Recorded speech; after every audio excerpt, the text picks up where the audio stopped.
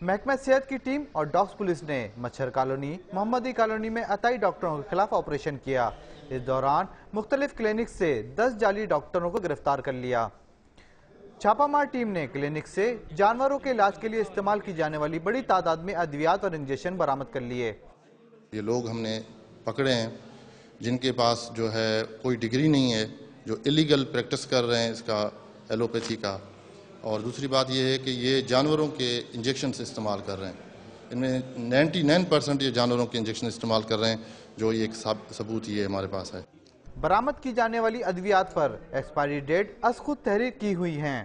میں گریجویٹ ہوں اور میں نے ڈسپینسر کا کورس کیا ہوا ہے باقاعدہ، اور اس کے بعد جو ہے نا نرسنگ کا میں نے کیا ہوا ہے۔ میں پھر کیا کروں اس کے علاوہ؟ میں ہر جگہ پہ اپلائی کر چکا ہوں، گورنمنٹ کی جاب کے لیے نہیں مل رہی، تو میں نے کیا روزگار نہیں کرنا؟ میں ڈریسنگ کر رہا تھا، انجیکشن تو میں لگاتا نہیں ہوں۔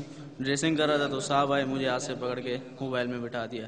ہمیں 15 سال ہو گئے، آپ علاقے میں جائیں، ایک کمپلین اگر کوئی کرے کیا اس کے انجیکشن سے یہ خراب ہوا ہے۔